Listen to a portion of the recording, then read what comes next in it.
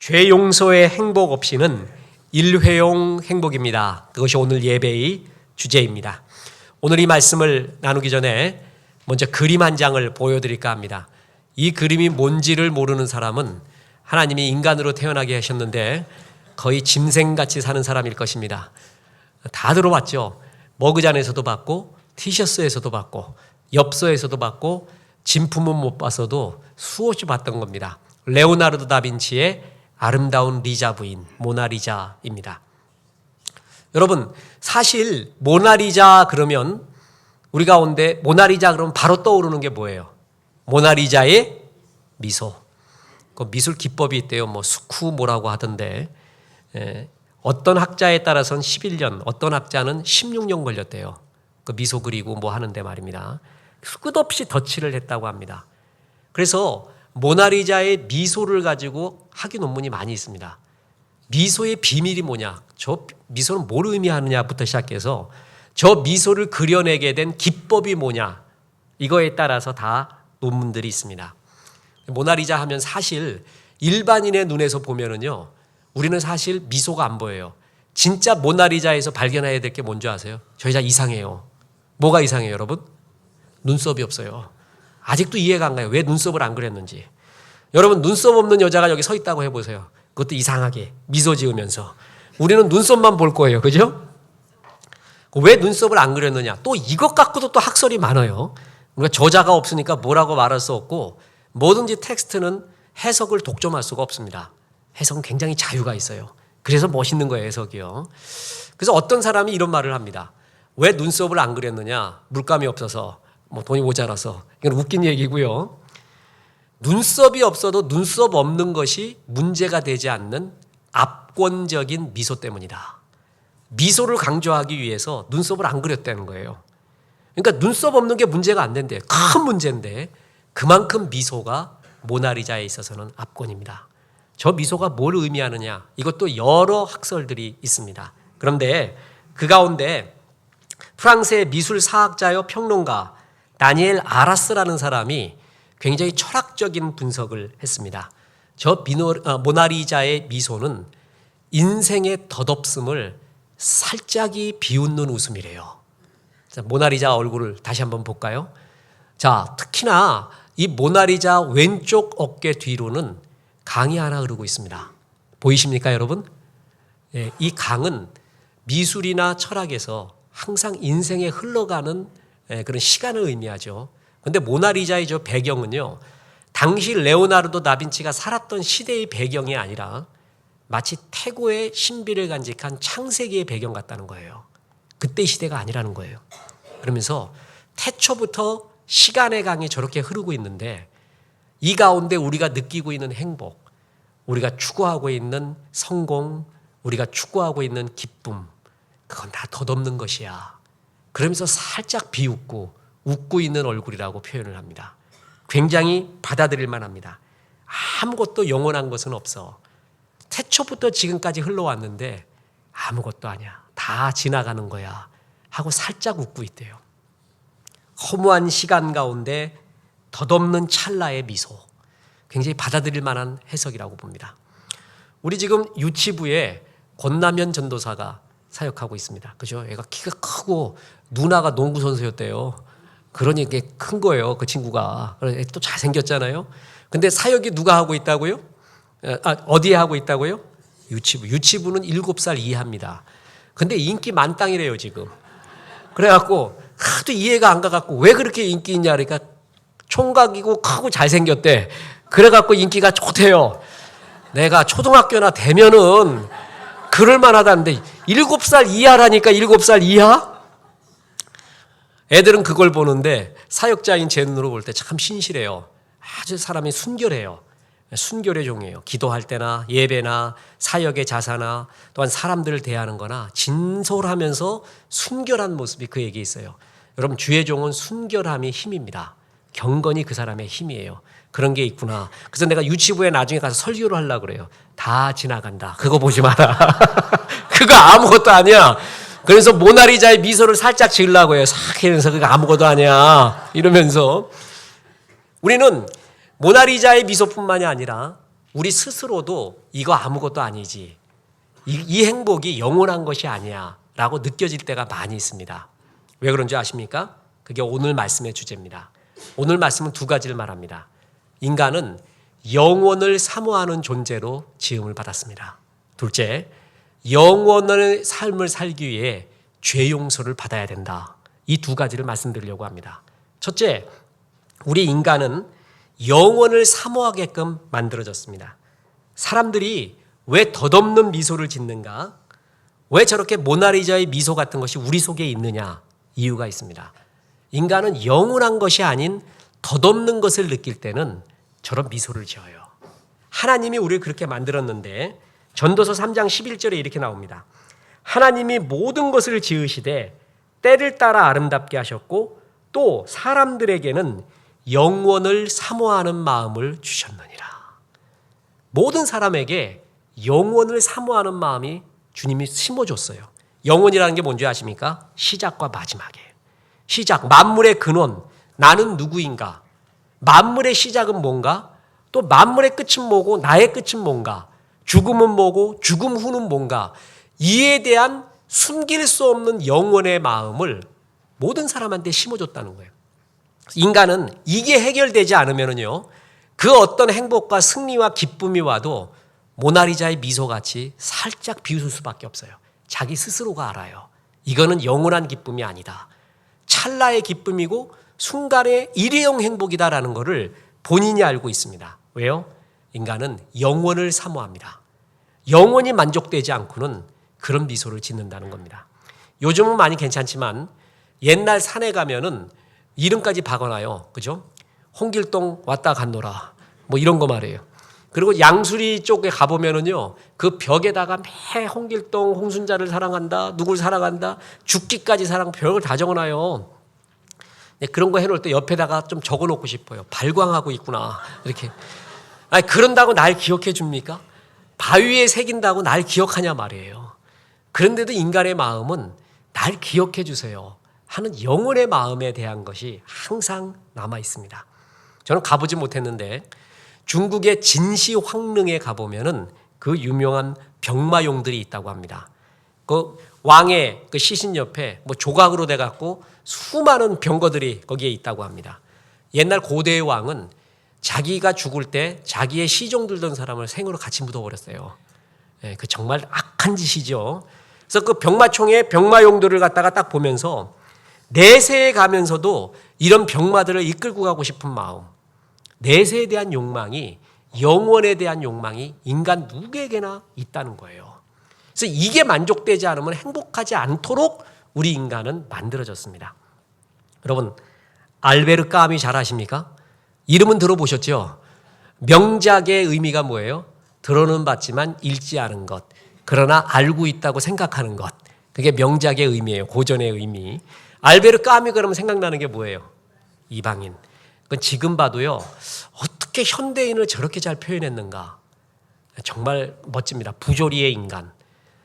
이걸 집어넣으면 이게 나와야 되는데, 당연히 나와야 되는데 이걸 집어넣는데 영 엉뚱한 게 나와요.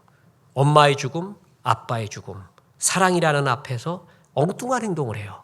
이럴 수가 있냐 말이에요. 근데 가능해요. 그게 인간이에요.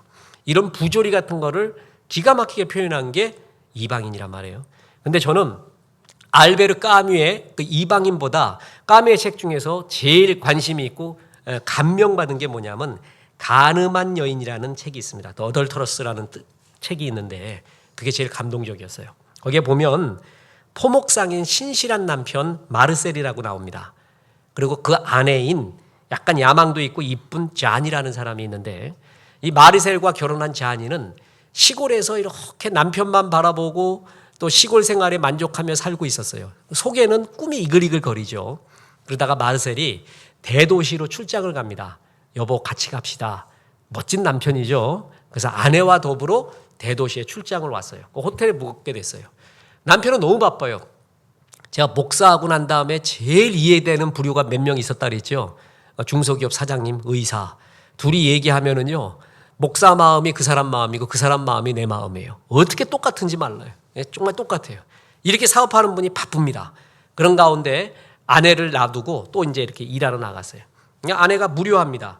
그래서 거리를 나가서 이렇게 보니까 가슴이 뛰기 시작해요. 멋진 남자들이 지나가는데 그리고 자기한테 추파도 던져요. 그 생각이 야, 내 꿈이 이거였는데 내가 왜 시골에서 썩었는가. 이런 사람들과 충분히 어울릴 수 있는 나는 관이 높은 족속이었는데 모가지가 길어 슬픈 짐승이었는데 왜 내가 이렇게 마르셀같이 이런 사람하고 사귀어서 이렇게 됐는가. 막 가슴이 뛰기 시작했어요. 막 추파 던져도 그래도 다시 호텔로 들어왔어요. 잠이 안 와. 막 가슴이 뛰어가지고 남편은 골아 떨어졌어요. 그래갖고 살짝 밤에 거리로 나섭니다. 그리고 환락의 밤을 보내고 들어오게 됩니다. 그리고 남편 옆에 다시 누웠어요. 근데 그때부터 알 수 없는 허무감과 죄책이 밀려오기 시작합니다. 그래서 남편 옆에서 처음에 흐느껴 울어요. 그러다 견디다 못해서 크게 옵니다. 그러니까 남편이 말합니다. 여보, 웬일이야? 무슨 일이야? 그랬더니 잔이라는 아내가 말합니다. 아무 일도 아니에요. 아무것도 아니에요. 아무것도 아니에요. 그리고 끝나. 그게 그 소설이에요. 울림이 있지 않습니까? 에드워드 J. 영이라는 아름다운 신학자는 인생의 의미에서 이런 말을 했습니다. 가장 열정적인 꿈을 실제로 경험하고 난 후의 공허함이 인생에서 가장 깊은 외로움이다. 이게 진짜 꿈인 것 같았어요. 이루면 될 것 같았어요. 오매불만 그리고 있어요.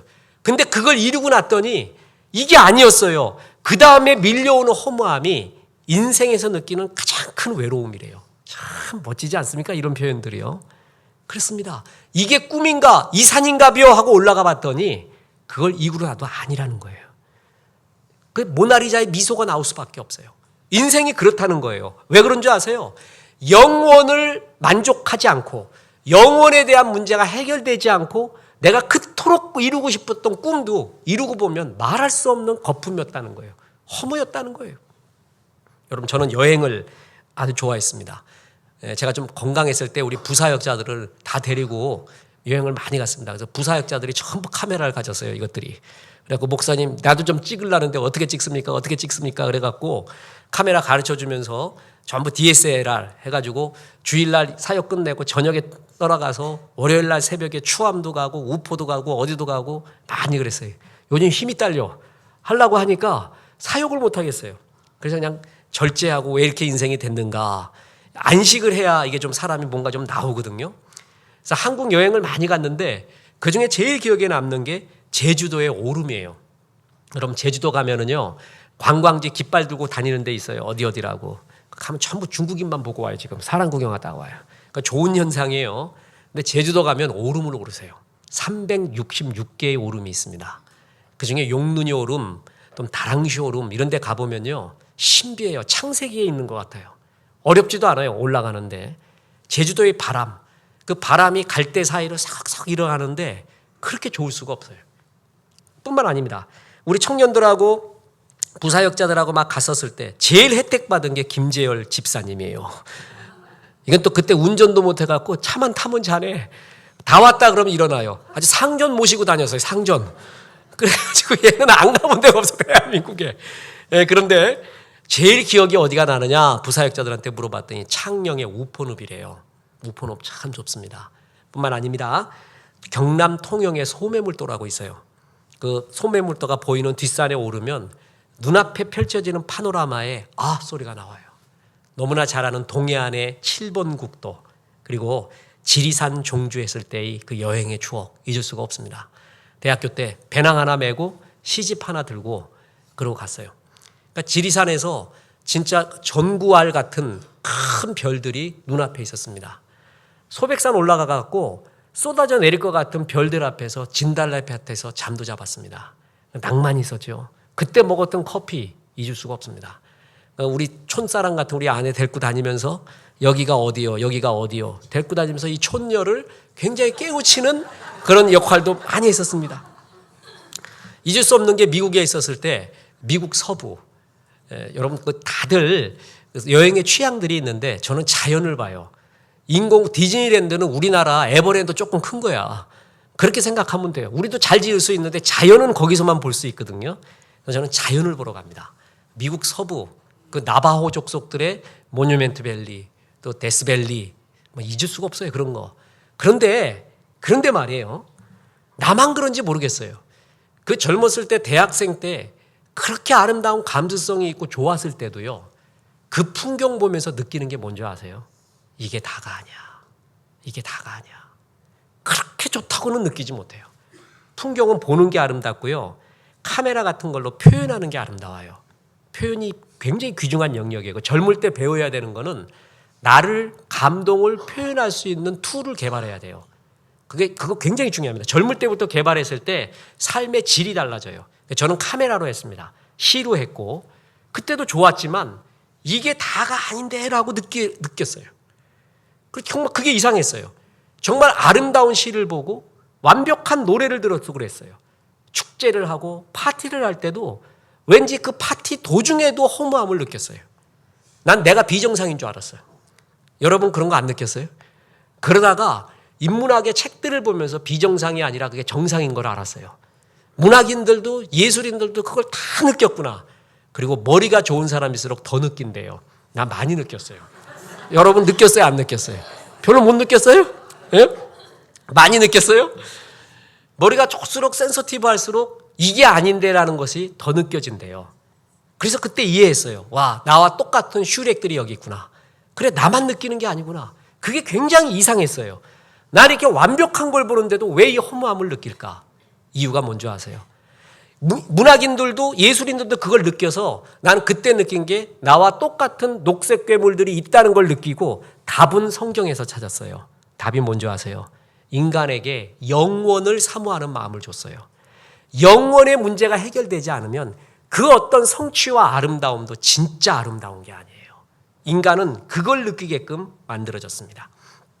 지금 서점에 가면 아직도 유행하는 게 자기계발서, 인문학 서적이죠. 이건 해가 지지 않습니다. 이거는 본질적인 얘기이기 때문에 어떤 학자들이나 또 특히 목사님들 사이에도요. 자기계발서나 인문학을 가볍게 여기고 너무 우습게 여기는 경향도 많이 있습니다. 물론 그런 요소도 있지만요. 그렇게 가볍게 취급할 게 아닙니다.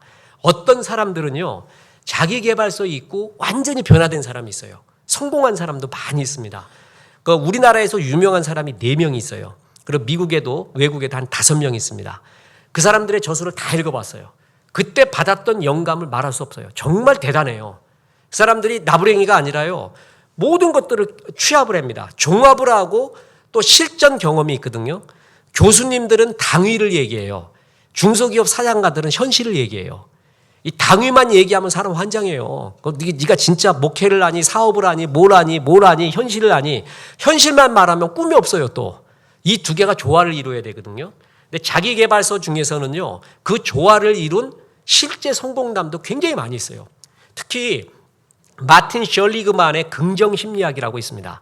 그게 알프레드 아들러 계통이에요. 또 지금 또 유명한 피터 드러커 이런 사람들도 그쪽 계열입니다. 이런 거는 참 많이 성경적이고 우리가 깨달을 게 많구나라는 걸 느껴요. 그래서 거기서 행복과 성공의 키포인트를 찾은 사람이 많고 인문학 같은 경우에는 부조리, 아까 말했던 그 까미 같은 부조리를 말해줘요. 정말 신앙의 90% 이상은 신명기거든요. 신명기 신학은 뭐라 그랬습니까? If then, 만약 네가 충성하면 축복, 그 다음에 불순종하면 저주. 이게 신명기 신학이고 모든 설교의 90% 이상은 신명기적입니다. 그죠? 그리고 우리 신앙이 급하면 신명기로 가요. 근데 인생에서 그 공식이 깨질 때가 있어요, 없어요? 많아요. 있는 정도가 아니라 많아요. 충성했는데 안 좋은 일들이 생기고요. 저 사람 곰팡이 같이 사는데 좋은 일이 생겨요. 이런 일이 있을 수 있어요, 없어요? 있어요. 목사도 그거 볼 때 환장해요. 아주 회의를 느껴요, 어떨 때는.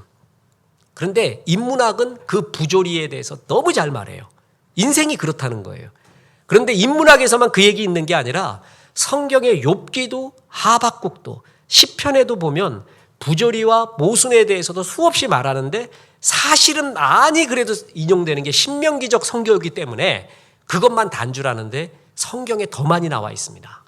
이런 것을 인문학에서 많이 위로도 없습니다. 그런데 잘 들어보세요. 그런 자기계발서와 인문학은요. 현재까지만이에요. 다시 말해서 지금 우리의 현 세상을 행복하게 살고 즐겁게 사는데 약간의 유익이 있어요.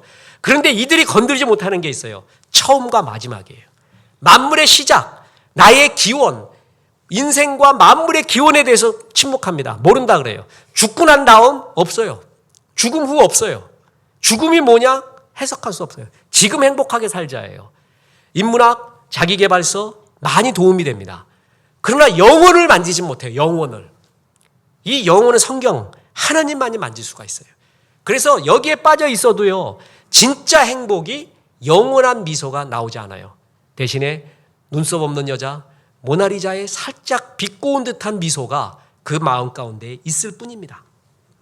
제가 많이 인용했던 하버드의 3대 명강의 탈 벤 사하르의 행복학, 그다음에 마이클 샌들의 정의 시리즈 있잖아요. 그 탈 벤 사하르 한국에도 왔다 그랬죠. 그 사람이 지은 책이 완역본과 편집본이 번역이 되어 있습니다. 그중에 여러분 권해주고 싶은 거는 행복이란 무엇인가. 이제 여기 2층 카페에도 우리가 거기다가 이제 갖다 놓습니다. 이제 재본해서 바로 갖다 놓는데, 거기에 보면 아주 제일 영감 깊었던 게 뭐냐면, 인간의 행복을 연구해 보니까 어느 정도만 되면 더 행복해지지 않는데요. 돈을 벌었는데 요 정도 이상이 되니까 행복해지지 않더래요. 건강도 요 정도 이상이니까 그 건강에 대한 행복을 모르더래요. 명예도 권력도 얻어보니까 요 정도 이상 되니까 행복이 없더래요. 행복은 증가하지 않는데요. 어느 선까지래요. 그 다음에는 증가하지 않는데요. 그게 난관이에요, 난관. 행복이 무한대로 증복될 줄 알았더니 그게 안 되더라는 거예요. 이유가 뭔지 아세요? 인간은 영원히 만족되지 않으면, 영원히 해결되지 않으면 행복은 증가하지 않습니다. 그까지입니다. 거기서 헤엄치는 것이에요. 그래서 하나님은 우리를 뭐라고요? 영원한 존재로 만들었기 때문에 그랬습니다. 여러분, 이 말씀을 오해하지 마십시오. 가정도 그렇습니다. 저도 누구보다도 내 가정을 사랑합니다. 그런데 가정도 한계가 있는 거 아세요? 박목월 님이 가정이라는 시가 아주 유명한 시가 있습니다. 목월님의 시 중에 제일 좋아하는데 거기에 이런 시가 나옵니다. 지상에는 9켤레의 신발, 아니 현관에는, 아니 들간에는, 아니 어느 시인의 가정에는 알전등이 켜질 무렵을 문수가 다른 9켤의 신발을, 내 신발은 19문 반, 눈과 얼음의 길을 걸어 그들의 옆에 벗으면 육문삼의 코가 납작한 귀염둥아 귀염둥아 우리 막내둥아. 아빠의 신발이 19문 반이래요. 힘들게 살아온 아빠의 신발이에요. 근데 애들의 신발이 얼마라고요? 막내가 6문 3이래. 이 문수를 일부러 기록한 이유가 뭘까요? 텍스트는 던져짐과 동시에 저자의 것이 아닙니다. 해석은 독점할 수가 없습니다. 독자가 굉장히 해석의 자유와 기쁨이 있거든요. 여러 해석이 있을 수 있겠죠. 저는 이렇게 받아들였어요. 아빠가 너를, 막내둥이를 그렇게 사랑해도 내 신발은 19문 반이야. 너는 6문 3이거든. 네 신발을 내가 신을 수 없고 내 신발을 네가 신을 수 없단다. 이건 가정을 그렇게 사용해도 어쩔 수 없는 실존적인 고독입니다. 아내를, 남편을 아무리 사랑해도 이 틈새는 어쩔 수가 없습니다. 그게 가정이에요. 이어령 교수 잘 아시죠? 이어령 교수가 무신론자였고 문학을 그토록 사랑했던 사람이 이제 신앙인으로 조금 회귀한 이유가 두 가지예요. 하나가 짙은 고독과 허무함, 문학의 한계를 느꼈을 때입니다. 또 하나가 자기 딸 미나 목사님의 병환 때문에, 두 가지 때문에 예수께로 왔거든요. 그 전에 그가 그 딸 사건 전에 벌써 느낀 게, 어린 시절부터 느낀 게 뭐냐면 문학과 그 어떤 걸로도 채울 수 없는 틈새라는 거예요. 그래서 이런 표현을 썼어요. 어머니를 너무 사랑했대. 어머니를 꽉 껴안았는데 엄마와 나 사이에 틈이 있더래요. 틈새가. 틈이 있더래요. 어쩔 수 없더래요. 그렇게 사랑하지만 엄마가 내가 아니고 내가 엄마가 아니더래요. 이걸 해결하기 위해서 아무리 문학을 써도 안 되더라는 거예요. 어쩔 수 없습니다. 아버지가 포도주 모시면 아버지 혀가 신 거예요. 내 혀가 신 게 아니에요. 내가 예수를 영접하고 아들, 딸도 영접해야지, 그들이 영접하지 않으면 아무 소용이 없어요. 가족도 다 놓고 갑니다. 그거를 키에르케고르는 단독자라고 했어요. 인생은 단독자입니다. 이건 사랑과는 다른 개념입니다. 누구나 하나님 앞에 개별적인 심판을 받게 돼요. 원래 오늘 말씀의 제목을 니마 그 강을 건너서 만납시다 라고 하려고 그랬어요. 이유를 아세요? 그 전에 그 유명한 다큐 영화가 있었죠. 니마 그 강을 건너지 마오. 그 할아버지 할머니 저는 한 3번 봤습니다. 옛날에 원앙소리라는 영화도 참 좋았고요. 또 저는 원앙소리가 개인적으로는 더 좋았고 니마 그 강도 참 좋습니다.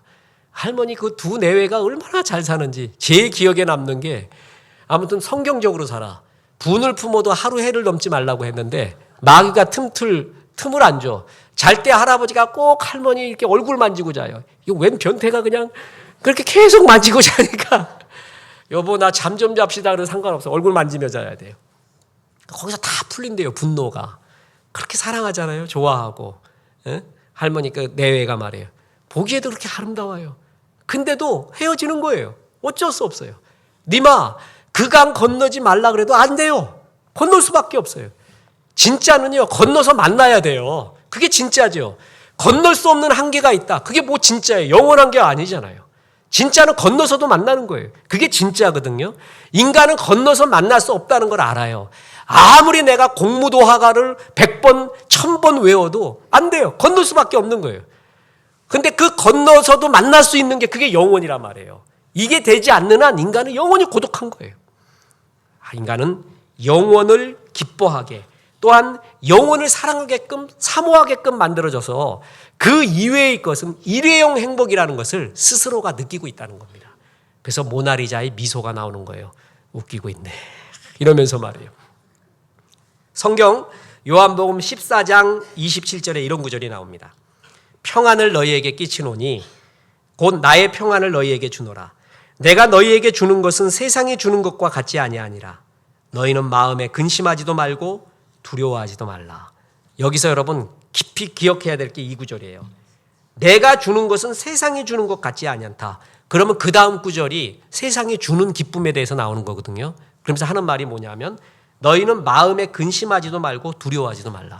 세상이 주는 기쁨은 근심과 두려움이 섞여 있는 기쁨이라는 거예요. 세상에서 이겼어요. 성공했어요. 그토록 바라던 것을 얻었어요. 그런데 거기에 뭐가 섞여 있는지 아세요? 퍼펙트하냐? 그렇지 않다는 거예요. 근심과 두려움이 섞여 있는 기쁨, 완벽한 기쁨, 영원한 행복이 아니라는 거예요. 근데 내가 주는 행복은 뭐라고요? 이런 영원한 행복. 내 행복은 내가 주고자 하는 것은 세상에서 얻는 행복과는 다르다. 세상 행복은 염려가 있어, 근심이 있어, 이게 아닌데라는 것이 섞여 있어. 그러나 내가 주는 행복은 그렇지 않다. 바로 그겁니다. 그렇습니다. 영원히 만족되지 않고는 우리가 느끼는 행복은 일회용, 일시적, 제한적 행복입니다. 아무리 엑스타스 같은 최고의 행복을 느껴도요, 일회용이라는 게 본인이 느껴요. 여러분, 그렇게 느끼는 게 정상입니다. 여러분 느꼈었죠? 문학인은 뭐냐면 예술인은 나는 이런 걸 똑같이 느꼈는데 말로 못하겠어. 근데 시인은 그걸 말로 잘 말해줘요. 그래서 네 마음이 내 마음이다. 공감을 느끼는데 누구나 시의 마음이 있어요. 그 시의 마음이 뭔지 아세요? 이건 영원한 것이 아니야. 이건 진짜 기쁨 아니야. 당연해요. 왜 그러냐 하면 인간은 영혼을 사모하는 마음을 주님이 주셔서 그렇습니다. 그러면 진짜 행복은 영원히 만족돼야 되죠. 끝으로 결론으로 말씀을 드립니다. 영원히 만족되기 위해서는 죄 용서가 선제돼야 됩니다. 죄 용서가 있어야 죄 문제가 해결돼야 영원의 세계로 들어가게 됩니다. 다윗이 오늘 본문에 보면 최고의 행복한 때를 말하고 있습니다. 다윗이 어느 때가 제일 행복했을까요? 골리앗을 때려 죽여서 영웅이 되었을 때, 왕이 되었을 때, 언약궤가 다윗성으로 들어올 때, 이것도 행복이에요. 근데 다윗의 가장 큰 행복은 오늘 본문에 나옵니다. 뭐라고 나옵니까? 시편 32편 1절에 허물의 사함을 받고 자신의 죄가 가려진 자는 복이 있도다. 진짜 기쁨은 골리앗 죽였을 때가 아니라는 거예요. 내가 천신만고 끝에 왕 되었을 때도 아니라는 거예요. 다윗성으로 언약궤가 들어오면서 하나님이 다윗을 인정할 때도 아니라는 거예요. 죄사함 받았을 때라는 거예요. 얘가 옛날에 설교를 했습니다. 인간이 제일 행복할 때는 아싸가 아니라 시원해할 때입니다. 아싸는 뭔가 이루었을 때 아싸 그러죠. 아싸가 우리 그러면서 그러잖아요. 아싸 골리앗 이겼어. 아싸 왕 됐네. 아싸 다윗성에 내 성에 언약궤가 들어오네. 아싸 이런단 말이에요. 그죠? 그것도 행복이에요. 근데 그 행복보다 쉬운 더 큰 행복이 뭐냐면 아이고 시원해. 이제 죄사함 받았구나. 정말 죄 용서 받았구나. 시원해. 인간은 아싸보다 시원해가 더 큰 행복이라는 거예요. 다윗은 최고의 행복했던 순간이 죄 용서를 받았을 때라는 것입니다. 그러면서 이 구절에 주의를 기울여보세요. 2절에 보니까 마음에 간사함이 없고 여호와께 정죄를 당하지 아니하는 자는 복이 있도다. 이게 중요한 구절이에요.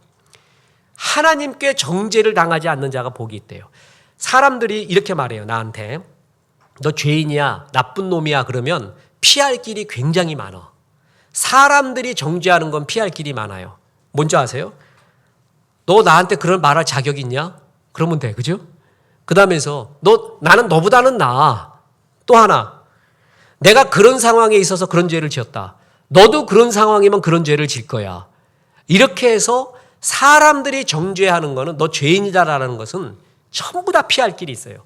사람이 갖고 있는 논리 중에 제일 무서운 논리가 뭔지 아세요? 양비론이라는 거예요. 양비론. 다 도토리 키재기로 만들어버리는 거예요. 이게 중용의 도리 같고 멋진 포용의 논리 같지만 그렇지 않습니다. 양비론은 양날의 칼날을 갖고 있어요. 최고의 중용의 도리도 될 수 있지만 최고의 자기 합리화, 그게 양비론이에요. 양비론. 두 가지가 다 있어요. 너 내 경우 당해봐. 빌라도가 오늘도 말할 거예요. 제발 사도신경 좀 하지 마. 너 그때 너도 빌라도였어 봐. 내 자리였어 봐. 너는 안 그랬나? 그런 말 할까요? 안 할까요? 끝없이 하죠. 오늘도 몇 천만 명한테 계속 저주당하고 있잖아요. 내가 이렇게 살겠냐 막 이래가면서 너도 그때였어 봐. 나같이 안 할 사람 있냐? 그러면서부터요. 네가 나를 죄인이라고 말할 자격이 너한테 있느냐부터 시작을 해갖고요. 난 너보다는 나. 사람들이 정죄하는 건 다 피할 길이 있어요. 그런데 하나님이 정죄하는 건 피할 길이 없다는 거예요. 하나님이 뭐라 그랬냐면 잔소리 마라. 그 입 다물라. 너는 죄인이고 너의 주홍빛 같은 죄 때문에 지옥 가야 돼. 그러면 아무리 떠들어도 소용없어요. 아무리 떠들어도. 하나님이 천지 만물을 지으시고 삶을 주관하시는 하나님이 말하면 끝이에요. 그걸 사람들은 압니다. 그래서 하나님께 정죄당하지 않는 자는 뭐라고요? 복이 있대요. 하나님이 이런 말씀했습니다. 히브리서 9장 27절에 한 번 죽는 것은 사람에게 정해진 것이요 그 후에는 심판이 있으리라. 말이 필요 없어요. 주님이 딱 그렇게 선언해요. 인문학에서는요, 자기계발서에서는요, 아무리 죽음에 대해서 누가 논리를 펴보세요. 그거 허무는 거는 아주 쉽습니다. 인문학의 최고의 맹점, 사람이 지었습니다. 여러분, 저도 지을 수 있어요. 여러분도 만들 수 있습니다. 그거는 거기에 내 영혼을 걸 수는 없잖아요. 그런데 하나님은, 성경은 하나님 말씀이에요. 누가 뭐라 그래도 한 번 죽는 거는 하나님이 정했대요. 그 후에는 뭐가 있다고요? 심판. 이 말을 안 믿고 안 들으려고 하는 사람도 은근히 의식하고 있어요. 왠지 아세요? 하나님이 모든 사람에게 영원을 사모하는 마음을 줬기 때문에 그렇습니다. 이걸 피할 길이 없습니다. 그래서 진짜 그 심판을 안 받아야 돼요. 그리고 죽음 후에도 정말 이 기쁨이 이어지는 것이 최고의 기쁨 아니겠습니까? 그거 되지 않는 한 인간은 행복하지 않습니다.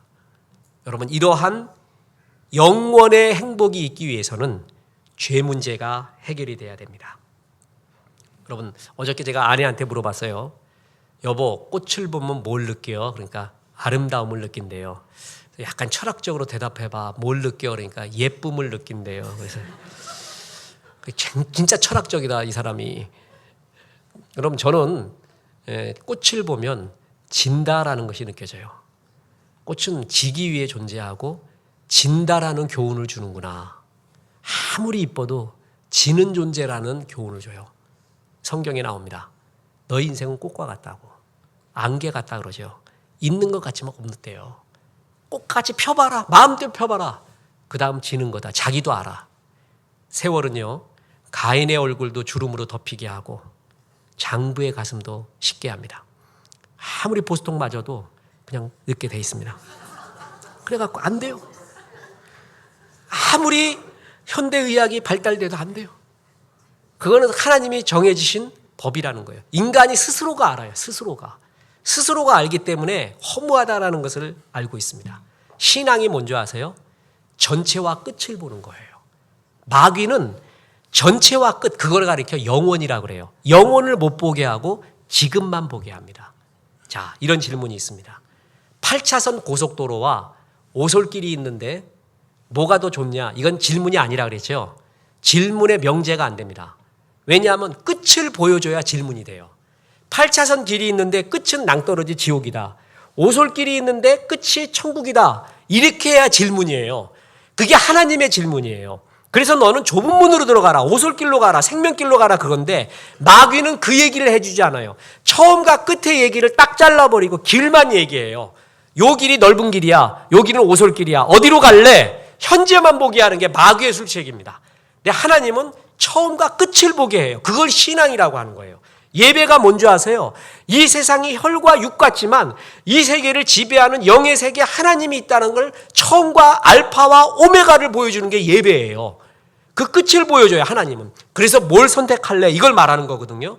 인간은 그 처음과 끝을 들어야지만이 만족해요. 근데 그걸 모르고 마귀는 여기만 보여줍니다. 그래서 영혼의 것을 잊게끔 하는데 있는 게 아니라 인간의 의식 가운데는 있습니다. 자, 이 영혼의 삶은 죄 문제를 해결해야 됩니다. 자, 보세요. 처음 인간을 만들었을 때의 만물의 시작의 이야기가 뭐죠? 창세기예요. 근데 창세기에 천지 만물을 만드는 이야기가 나오죠. 그 만드는 이야기의 도표를 한번 보십시오. 첫째 날 뭐 만들고 둘째 날 뭐 만들고. 여러분 이거는요 시험 문제, 신학교 시험 문제 뭐 단골입니다. 첫째 날에 빛 만들고 둘째 날에 궁창, 위에 물과 아랫 물이에요. 하늘과 땅의 공간. 셋째 날에 땅 만들고 넷째 날에 해, 달, 별, 다섯째 날에 새 물고기, 여섯째 날에 짐승과 인간 만듭니다. 근데 이게요 하나님이 그냥 만든 게 아니에요. 치밀한 계획 가운데 만들어요. 예를 들어 보면 첫째 날은 셋째 날과 연결되어 있습니다. 처음에 빛을 만들고 셋째 날에 땅이 존재합니다. 둘째 날 궁창을 만들고 난 다음에 다섯째 날 새와 물고기가 거기서 뛰어놀게끔 합니다. 셋째 날 땅 만들죠. 이게 여섯째 날인 짐승과 인간이 연결되게 만들어줍니다. 이런 식으로 다 연결을 해요, 하나님이. 그러니까 마구 만든 게 아니라 공간을 만들고 거기에 존재할 것들, 뛰놀 것들을 만들고 공간 만들고 뛰놀 걸 만들고 이런 식으로 치밀하게 만들었어요. 이거를 가리켜 치밀한 계획, 지적 설계라고도 표현합니다. 뭐 그것까지는 알 필요 없습니다. 요즘 많이 나오는 기독교 변증학의 지적 설계론 중에 하나예요. 그 이론 중에. 천지 만물도 하나님의 치밀한 계획 가운데 세웠는데 하물며 인간을 어떻게 만들었겠습니까? 하나님의 선한 계획과 목적을 갖고 만들었어요. 인문학자들이 말하는 인간은 게보르펜하이트, 던져진 존재가 아니라 하나님의 비전과 목적이 있어서 보내진 존재라는 거예요. 우리는 분명히 목적이 있어서 보내진 존재예요. 고생하라고 던져진 존재가 아니라 주의 뜻과 비전을 이루기 위해 이 땅에 보내진 존재라는 것이에요. 타임즈가 20세기의 최고의 성공한 사람을 남이 부러워하는 나라고 했어요. 근데 21세기에 와서 바뀝니다. 최고 성공한 사람이 뭔지 아세요? 내가 만족하는 나예요. 남이 나보고 성공했다 그래도 자기가 알아요. 내가 행복하지 않은 거를. 그건 행복도 아니고 승리도 아니에요. 진짜 내가 만족해야 되거든요. 내가 알아요. 어느 때 하나님의 목적과 비전을 이룰 때 그때 내가 진짜 만족해요. 그때 영원의 삶을 살게 됩니다. 이 하나님의 계획과 치밀한 목적, 이걸 거부하는 것을 성경은 죄라고 말합니다. 나를 만드시고 뜻이 있어서 이 땅에 태어나게 했다라는 그 사실을 거부하는 사람, 그래서 내가 마음대로 주인 되어 살아가는 것을 성경은 죄라고 말합니다. 그래서 요한복음 16장 9절에 이렇게 나옵니다. 죄에 대하여라 함은 그들이 나를 믿지 아니하며. 하나님이 천지 만물을 목적과 비전 갖고 만들었는데 너도 그러하단다. 나의 선한 목적이 있는 작품이야. 너는 상품이 아니야. 던져진 존재가 아니야. 하나님의 계획 가운데 치밀한 하나님의 걸작품으로 보내진 존재야. 이거를 거부하는 것을 죄라고 합니다. 연이 있습니다. 여러분 연 날려보셨습니까? 청소년들한테 연만큼은 날리게 해줘야 됩니다. 우리 동건이 날려봤어요, 연? 목사님 사줄게. 예. 돈이 없으니까 오면은 기도를 해줄게 일단. 우리 막내 보고 연 날려보라 그러니까 나는 정말 교훈을 위해서 연을 한번 날려보자 그래서 대화를 했어요. 연의 생명이 뭡니까? 연은 바람이 있어야 되고 연줄이 있어야 돼요. 연이 내가 더 많이 날아가려고 연줄을 끊어보세요. 어떻게 돼요? 그때부터는 추락을 합니다. 그걸 가르쳐주기 위해서 막내한테 연 날려보자 그랬더니 아빠 연 크게 되면 나도 날아갈 수 있어요 이래. 어떻게 그냥 그때 교육이 딱 막혀버려. 지금 의도가 이게 아닌데 왜 일로 흘러갔는가. 얘는 천재는 아닌데 이상한 말을 해요 가끔. 그래갖고 이게 뭔가 했는데 연은요 연줄이 있을 때 하늘 높이 올라갑니다. 마귀는 연줄을 끊으라 그래요. 그거를 하나님이 널 만들었다 계획이 있다 이런 거 하지 말고 자유롭게 살래요. 그건 추락입니다. 마귀는 그러면서 자꾸 현재만 보게 해요. 주님은 메멘토 모리, 죽음 후를 봐라, 영혼을 봐라. 이 영혼은 네가 네 마음대로 살았던 죄가 있기 때문에 영혼을 소유할 수가 없다. 이 죄를 해결을 해야 된다는 것이죠. 옛날 어떤 어미 사자가요, 이렇게 새끼 사자와 지내고 있었는데 포수가 총을 쏘아서 엄마가 죽었어요. 그 새끼 사자를 포수가 데리고 와서 양들과 함께 길렀습니다. 양젖을 먹이면서. 이 사자가 양같이 살아요. 그러니까 양들이 딱 있는데 양들이 음해하고 울어요. 사자가 암만 흉내를 내도 안 돼. 음버. 굉장히 열등감을 느껴요. 나는 왜 저런 소리가 안 날까? 사자가 말해요. 자기가 양인 줄 알아요. 이러다가 아빠 사자가 나타났습니다. 아빠 사자가 자기 새끼를 직감하고 저 멀리서 그 유명한 사자후, 사자의 울음 아시죠? 사자의 외침. 여긴 내 영역이야. 난 사자야.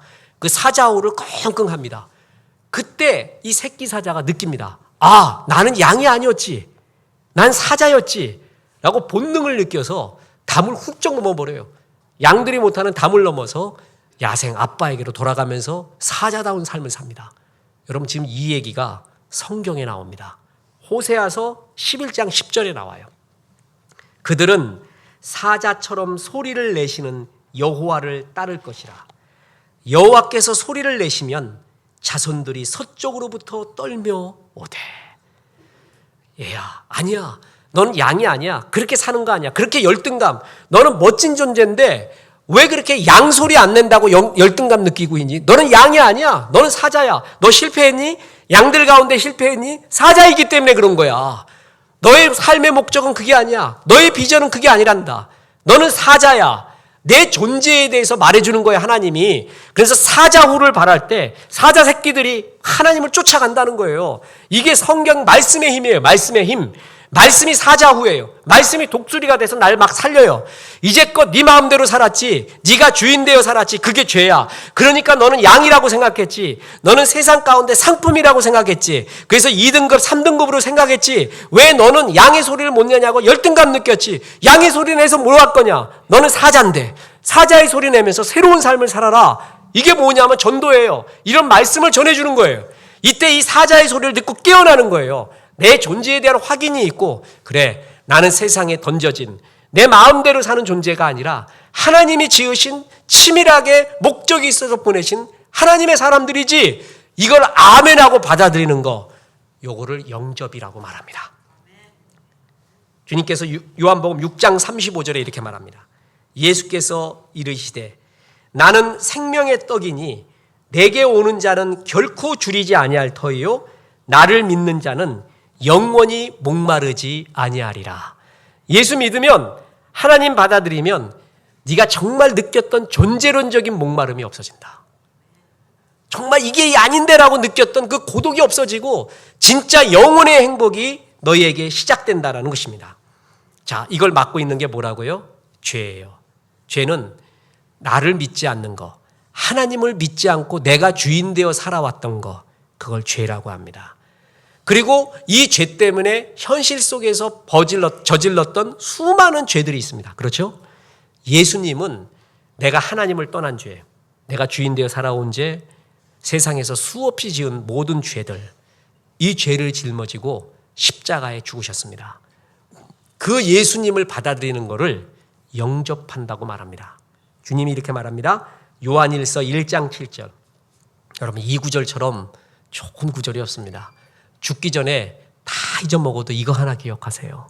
뭐라 그러냐면 그 아들 예수의 피가 우리를 모든 죄에서 깨끗하게 하실 것이요. 주님 나는 이 말씀 믿고 예수님 영접했습니다. 그거 하나 남기면 돼요.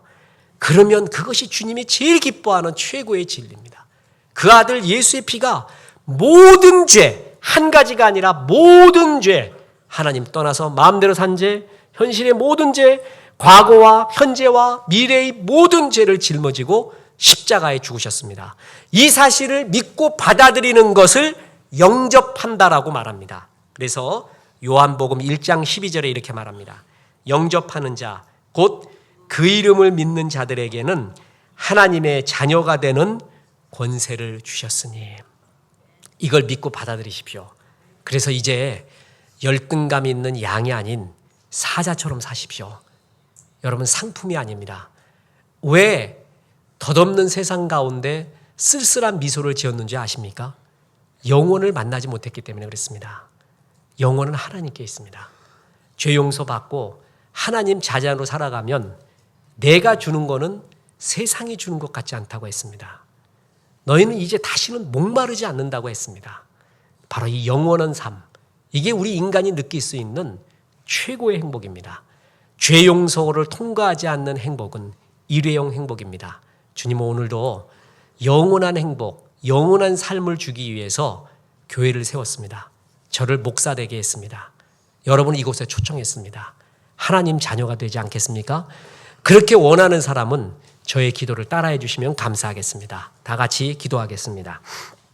예수 그리스도를 구주와 주님으로 이미 영접한 사람도 지금 영접한 사람들을 도우기 위하여 이 기도를 따라해 주시면 감사하겠습니다. 하나님 감사합니다. 오늘 하나님의 말씀을 들었습니다. 우리 사람들에게 영원을 사모하는 마음을 주셔서 감사합니다. 덧없는 인생이었습니다. 하나님을 떠나서 내가 주인된 인생이었습니다. 현실 속에서도 수없는 죄들을 범했습니다. 예수님이 이 모든 죄를 짊어지시고 십자가에 죽으심을 믿습니다. 예수님, 이제 내게 들어오셔서 하나님의 자녀가 되게 도와주시옵소서. 예수님의 이름으로 기도했습니다. 아멘. 여러분이 이 기도를 의지와 마음으로 진정으로 드렸으면 여러분 지금 예수님을 영접한 겁니다. 축하합니다. 감정의 변화가 없어도 됩니다. 이 순간부터 이제 우리의 신분은 하나님의 자녀가 됐고 예수님께 잘 붙어 있으십시오. 그래서 영원한 삶의 행복을 더욱더 느껴가십시오. 그리고 아직 완벽하게 하나님을 모르지만 부족한 입술로 이웃에게 복음을 전해 주십시오. 이 기쁨을 전해 주십시오. 그걸 전도 선교라고 합니다. 여러분들이 하나님의 자녀로 사자후를 바라며 영원한 삶을 사시기를 주 예수의 이름으로 축원합니다. 기도하겠습니다. 이제는 우리 구주 예수 그리스도의 은혜와 하나님의 크신 사랑과 성령님 지금 함께 하시니 예수 그리스도를 구주와 주님으로 영접